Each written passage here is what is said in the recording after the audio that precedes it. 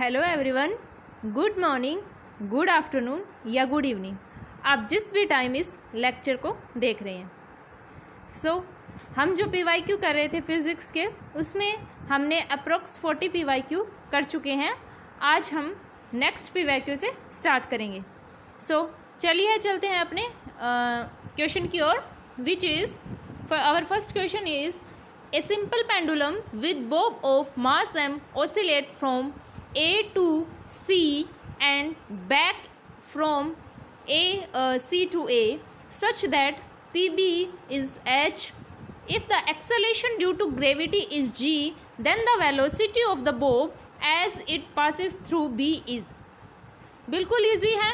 हमसे क्या पूछ रखा है, देखिए हम पहले भी एक इस टाइप का क्वेश्चन कर चुके थे। जैसे इसने बोला है कि ये एक पेंडुलम है जो यहाँ से ओसिलेट होके और यहाँ पे जाता है।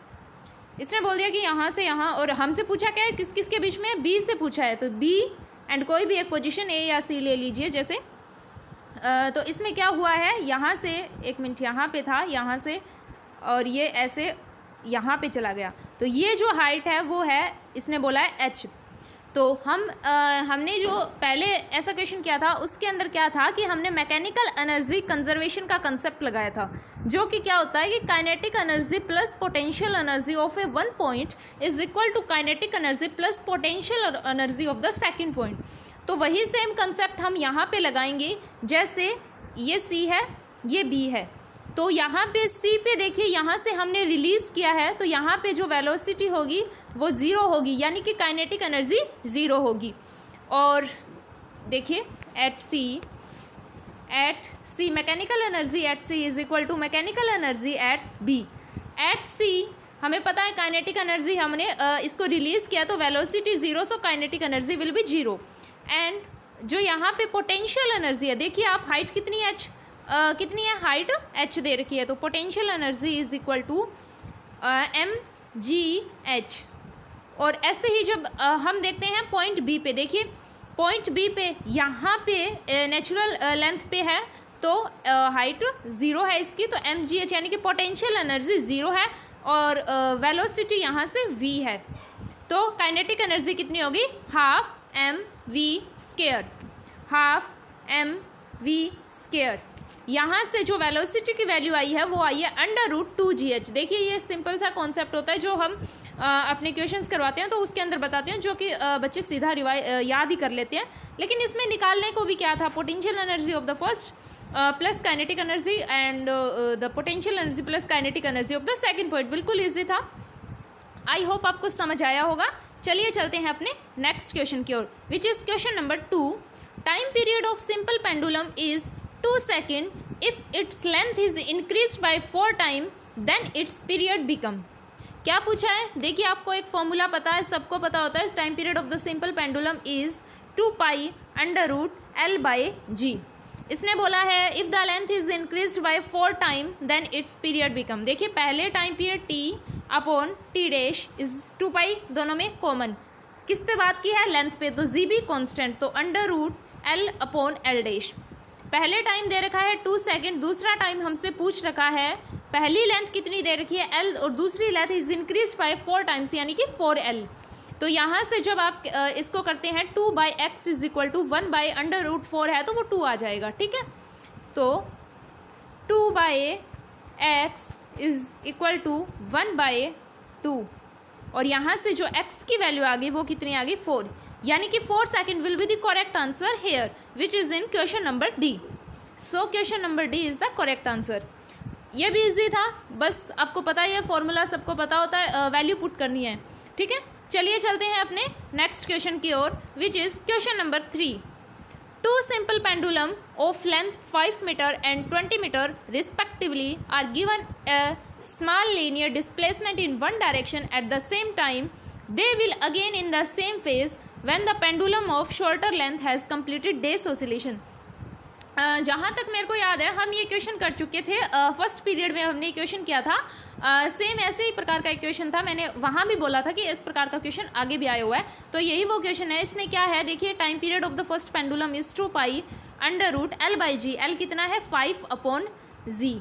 और सेकेंड का कितना है, time period is 2 pi under root 20 by G. तो यहाँ से 2 पाई और जी कांस्टेंट है, तो हम कह सकते हैं कि time period of 1 upon time period of 2 is equal to 5/20। ठीक है, तो यहाँ से T1 बाई T2 की वैल्यू कितनी आ गई, T1 upon T2 is 1 by under root 4 है तो 1/2 आ जाएगा। ठीक है, अब देखिए, सो यहाँ से T1 की वैल्यू आ गई 1 एंड T2 की वैल्यू आ गई 2। सो चलिए नेक्स्ट पेज पे करते हैं। ये क्वेश्चन हम पहले भी कर चुके हैं, जिसमें हमने ये बीच में वीडियो का कुछ इशू हो गया था। सो हमने यहाँ तक कर लिया था कि T1 बाई T2 कितना आ गया, 1/2। हम ये आपको मैं पहले भी पढ़ा चुकी हूँ कि अगर देखिए इसका क्या मतलब होता है, जैसे जिसका टाइम पीरियड कम होगा, जिसकी लेंथ कम होगी उसका टाइम पीरियड भी कम होगा। ये हमें यहाँ से पता चला, जैसे इसकी लेंथ 5 है तो टाइम पीरियड इसका अंडर रूट 5 और इसका अंडर रूट 20, मतलब इसका टाइम पीरियड कम है। यानी कि बड़े वाला, जैसे ये एक पेंडुलम है, ये एम्पलीट्यूड पे गया, फिर डायरेक्ट मीन पोजीशन पे आया, फिर एम्पलीट्यूड पे गया, फिर मीन पोजीशन पे आया। यानी कि बड़े वाला अगर n ऑसिलेशन करता है तो छोटे वाला इससे थोड़ा सा आगे n+1 ऑसिलेशन करेगा। यही कंसेप्ट था जो हम पहले भी बात कर चुके थे। मतलब वो इतना तो करेगा ही करेगा छोटे वाला, वो थोड़ा सा आगे चला जाएगा जो कि n+1 होगा। और हमसे यही पूछा है कि n+1 है वो कितना होगा। देखिए n बड़े वाला n करता है तो छोटे वाला n+1 करता है। तो यहाँ पे इसकी वैल्यू पुट करते हैं। एक मिनट इरेज कर लेती हूँ मैं थोड़ा। देखिए यहाँ पे बड़े वाला n ऑसिलेशन करता है इनटू टाइम पीरियड ऑफ बड़े वाला का कितना है, अंडर रूट नहीं बड़े वाला, एक मिनट, बड़े वाले का कितना आया था टाइम पीरियड T2 था ना, बड़े वाला 2 और उसका 1। यानी कि यहाँ से टाइम पीरियड कितना आया है बड़े वाले का 2 एंड छोटे वाले का n+1 इंटू टाइम पीरियड कितना आया इसका 1। ठीक है, इसको जब हम सोल्व करते हैं 2n is equal to n+1, यानी कि n की वैल्यू कितनी आ गई 1। यानी कि n कौन था, बड़े वाला। बड़े वाला अगर एक ऑसिलेशन करता है तो छोटे वाला कितना कर रहा था, n+1, यानी कि 2 ऑसिलेशंस कंप्लीट कर लेता है। यही हमसे क्वेश्चन में पूछा गया है कि छोटे वाला has completed the oscillation which is इली 2 oscillation. So option number A is the correct answer here. So चलिए चलते हैं नेक्स्ट क्वेश्चन की ओर। ये हम पहले भी कर चुके थे तो बिल्कुल ईजी क्वेश्चन है। चलिए, question number 4 says a mass m is vertically suspended from a spring of negligible mass. The system oscillates with the frequency of n. What will be the frequency of the system if mass 4m is suspended from the same spring? बिल्कुल easy है, आपको formula याद होगा। Time period is 2 pi under root m by k for a spring. तो time period is 1 upon frequency. तो यहाँ पे जो फ्रिक्वेंसी की वैल्यू आ गई वो आ गई 1/2 pi under root k by m। यानी कि देखिए k कांस्टेंट है, 1/2 पाई कांस्टेंट है, मास m के इन्वर्सली प्रोपोर्शनल है फ्रीक्वेंसी। यानी कि f1 frequency upon f dash is under root of m upon m dash. तो देखिए इसने क्या क्या बता रखा है हमसे। पहले वाले की फ्रीक्वेंसी n दे रखी है और मास 4m हो गया, पहले m था 4m हो गया, फ्रीक्वेंसी n। तो frequency n upon x is equal to mass 4m upon m is, यहाँ पे जो n अपॉन x है वो 2, यानी कि x is equal to n/2 is the correct answer here, जो कि है कौन से ऑप्शन नंबर ए में करेक्ट आंसर है। देखिए मैं इतना टाइम नहीं लगा रही क्योंकि आपको पता होगा बिल्कुल इजी क्वेश्चन है। इसमें time period is directly proportional to root m और frequency is inversely proportional to root m। बस आपको वैल्यू पुट करनी है और तो कुछ नहीं दिया हुआ, मतलब और तो सब कुछ ईजी है। तो चलिए चलते हैं अपने नेक्स्ट क्वेश्चन की ओर। एक minute, which is question number 5। If the length of a simple pendulum is increased by 2% then the time period will be. देखिए time period is 2 pi under root l by G. तो यहाँ से जो time period है, यहाँ से आप देख सकते हैं 1/2 डेल्टा l बाई l। बस यही वैल्यू पुट करनी है। The length of the simple pendulum is increased by 2%। Length की value 2, delta l by l 2 दे दिया, इंक्रीज्ड हाफ इंटू 2, यानी कि टाइम पीरियड कितना आ गया 1% से इंक्रीज हो गया। यानी कि option number A is the correct answer hair, यानी कि time period is increased by the 1%। बिल्कुल इजी था, आई होप आपको समझ आए। मतलब कुछ ही नहीं था इसमें भी, डायरेक्ट फॉर्मूले बेस्ड क्वेश्चन होते हैं। चलिए चलते हैं नेक्स्ट क्वेश्चन की ओर। Question number 6। 2 SHM with same amplitude and time period when acting together perpendicular direction with a phase difference of pi/2। ये अच्छा क्वेश्चन है।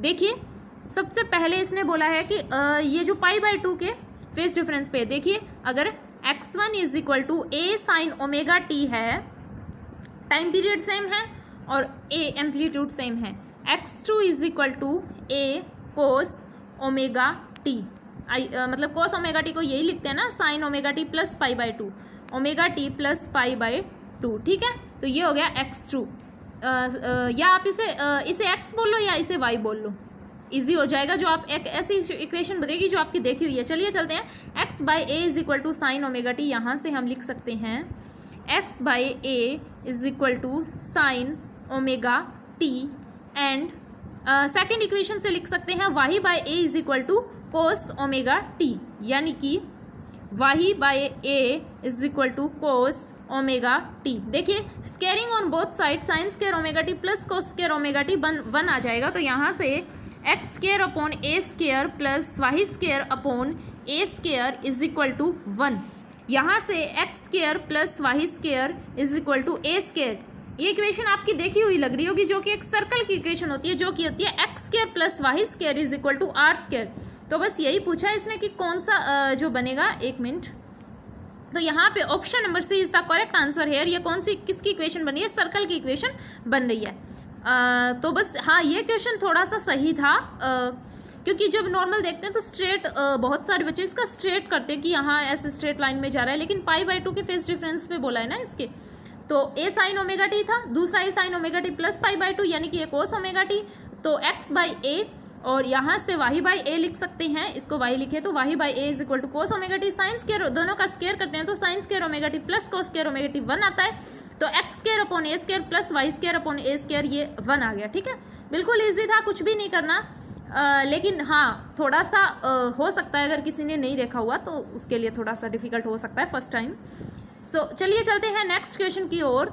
ए particle start with SHM from the mean position as shown in the figure, its amplitude is A in time period history at one time, speed is half that of maximum speed, यानी कि speed है जो maximum speed की half है, ठीक है। ये बोला इसने हाफ ऑफ मैक्सिमम। देखिए स्पीड कितनी होती है, omega a under root a square minus x square is equal to half omega a maximum speed होती है। तो यहाँ से ओमेगा ए से omega a cancel, squaring on both side, यानी कि एक minute, a square plus x square is equal to, इस पर जब स्केयर करते हैं तो हाफ ए है, यानी कि ए स्केयर बाई 4 आ जाएगा, ए स्केयर बाय 4, और x square is equal to a square by 4 minus a square, यानी कि 3a स्केयर बाय 4।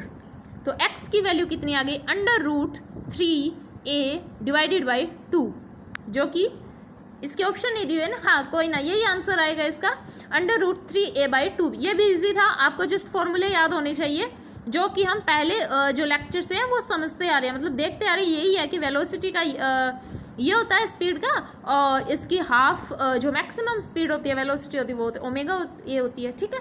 चलिए चलते हैं नेक्स्ट क्वेश्चन की ओर, which is question number 8 says a linear harmonic oscillator of force constant 2 × 10⁶ Newton per meter and amplitude इतना दिया है, has the total energy of 160 joule.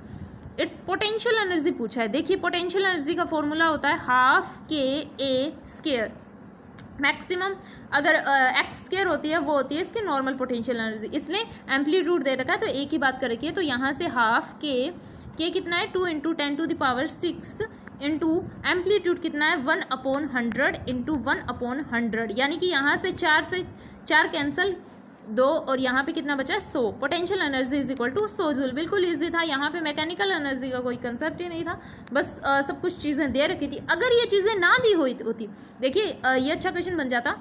वैसे अच्छा ही क्या है, आपको पता होगा कि टोटल मैकेनिकल एनर्जी होती है वो काइनेटिक एनर्जी जितनी होती है टोटल, उतनी पोटेंशियल एनर्जी जितनी टोटल होती है उसके बराबर ही होती है, जो कि हाफ के ए स्केयर होती है तीनों ही।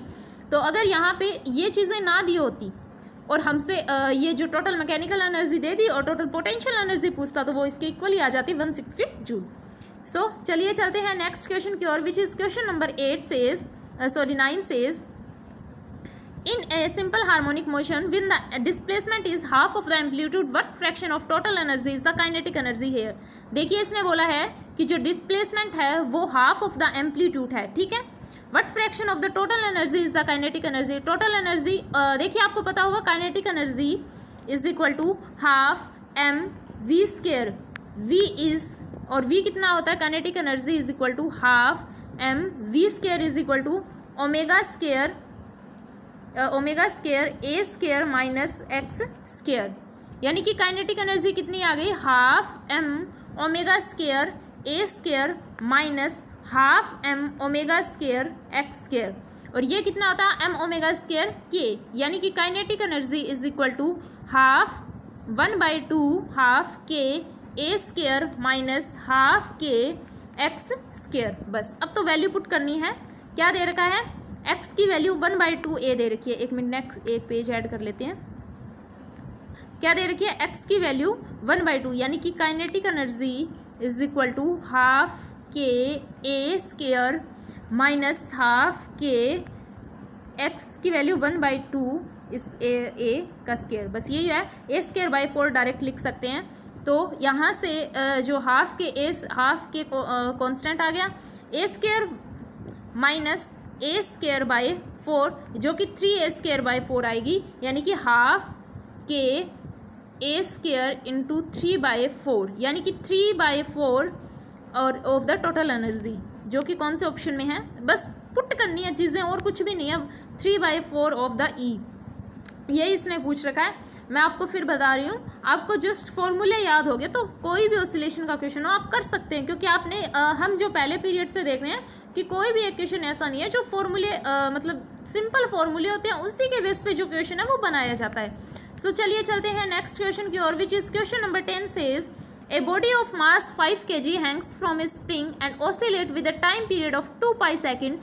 If the ball is removed, the length of the spring will decrease. देखिए यहाँ पे टाइम पीरियड कितना होता है, 2 pi under root l by spring है ना m/k। तो टाइम पीरियड दे रखा है इसने 2 pi second. 2 pi second is equal to 2 pi m/k। यानी कि m is equal to k और m कितना है 5, यानी कि k की वैल्यू आ गई 5। और इसने बोला है कि अगर ball is the removed then the length of the spring. देखिए बिल्कुल जो नॉर्मल क्वेश्चन है कि यहाँ पे ये जो स्प्रिंग है यहाँ पे एक मास एम अटैच कर रखा है। अगर आप मास एम हटा देंगे तो ऑफकोर्स थोड़ा सा लेंथ ऊपर जाएगी।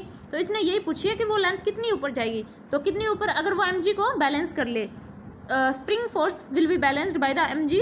तो वो हो सकता है, जैसे स्प्रिंग फोर्स क्या होता है, स्प्रिंग फोर्स होता है kx। एक मिनट मैं यहाँ पे next page, spring force is equal to kx। तो kx is equal to mg।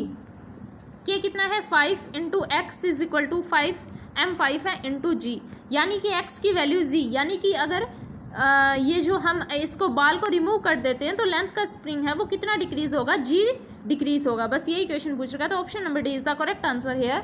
आज वाले क्वेश्चन सारे बहुत ईजी थे, बस एक वो सर्कुलर जो इक्वेशन थी, हाँ वो थोड़ा सा हो सकता है कि पहली बार में देखे तो उसको नहीं समझ आ सकता, लेकिन वैसे सारे क्वेश्चन बहुत इजी थे, फॉर्मूला बेस्ड क्वेश्चन थे, कोई भी इनको कर सकता है।